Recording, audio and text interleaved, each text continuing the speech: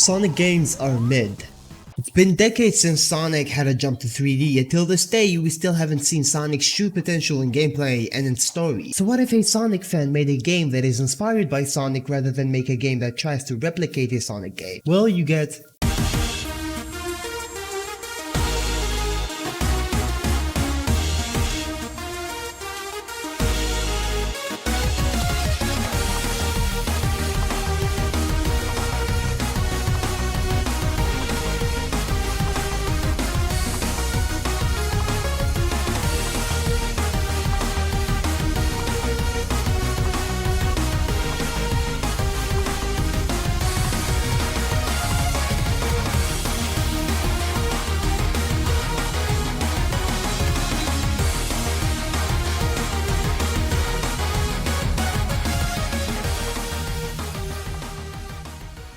Spark the Electric Jester is a game that every Sonic fan dreams of. Not only is it faithful to Sonic games, it's also not scared to innovate on Sonic games. Most of the time when playing a Sonic fan game, the people who make them are always so scared to add their own game mechanics or think that different from what Sega does. And I mean, can you blame them? Sonic fans are the type of people that have a phobia from a Sonic game that isn't just running in speed and momentum. When playing Spark the Electric Jester, I was baffled by the amount of content this game has. It feels like the depths of this game were scared that this game might have a tiny bit of downtime, to the point they never stopped adding fun stuff to the game. But before I start talking about the game fully, let's talk about who Spark is. And by the way, from now on, I'm not going to talk about how this game is better than Sonic games, because it feels like an insult to compare Sonic games to this game, which is, and I'm not just saying this lightly, a fucking masterpiece.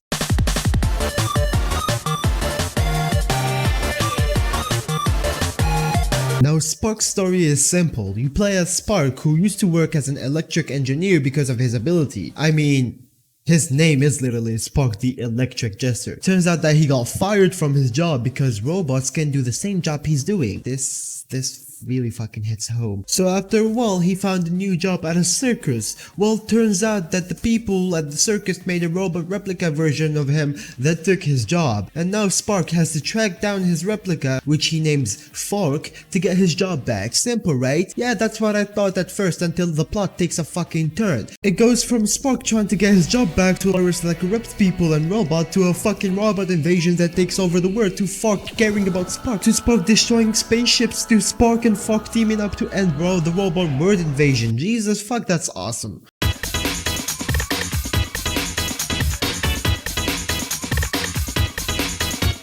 Think of Mega Man x Kirby x Sonic and you pretty much get Spark the Electric Jester. When I say there is no downtime in this game, I mean it. The game never gets boring. You see, you have these little items you can use to transform into multiple forms. My favorite one is probably the wind and the edgy one, cause you know, I'm edgy. With each transformation you get a new cool moveset. Like the wind transformation, you can hurl up into a ball, like Sonic, or you can fly and skip the whole stage. Now, unlike Sonic, momentum and speed isn't the only selling features of this game. You see, this game also has combat mixed in with it, and it's not like those type of games that forces you into combat sections. Like, you can go through the whole game without killing enemies if you just want to speed through levels like in the Sonic game. But it's there, and you know, the more the merrier. And like I said, with each transformation you get a cool new moveset, and the same goes for the combat aspect of the game. My favorite combat transformation is probably the Night and the Fire one. Look, it's Sonic Forces. There's also multiple campaigns like Spark's Story and Fox Story, and question mark because I haven't unlocked it because Fox Story is fucking difficult. But how about the level design in this game?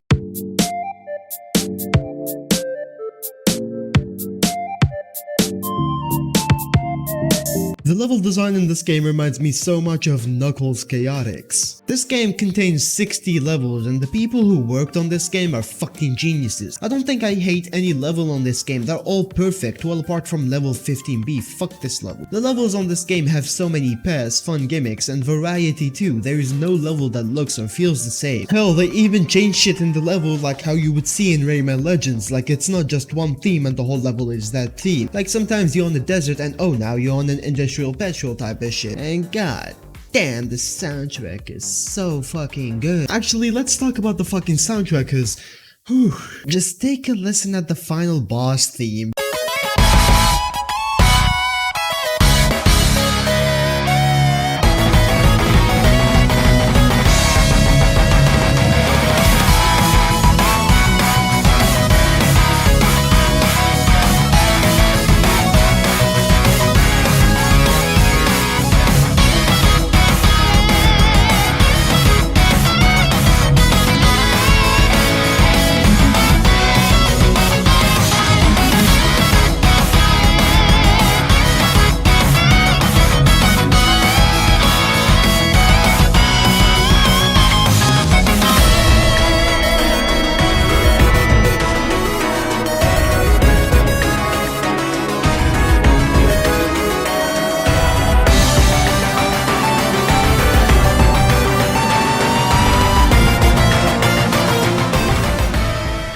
or the song from this level after your first friend you made on your journey gets crushed.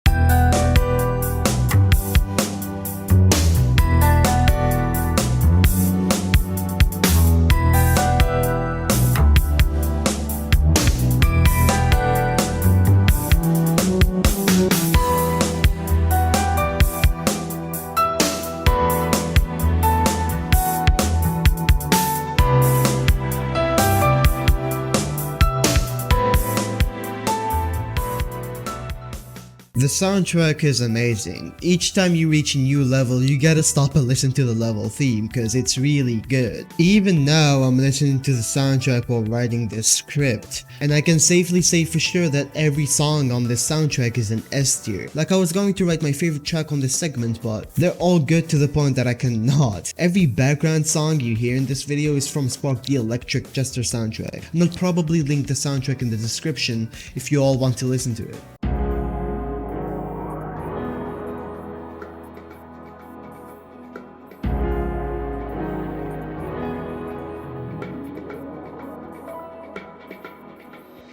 This game is really good. I can't say anything negative about this game cause it's that good, except fuck this boss sucks ass. If you guys want to check out this game, it's like $8, and if you have more money to spare, you can buy every Spark game cause they are all good. You know what? Fuck Spark, this video was about Sonic City all along. Fuck you guys, and bye bye. Probably gonna hit that don't save changes again. Used to write a song a day. It's just that lately my perfection's in the way of me, and I can't make no changes to save me. Wish I could write more and care less. Wish I could write more and care less. Write more and care less and care less.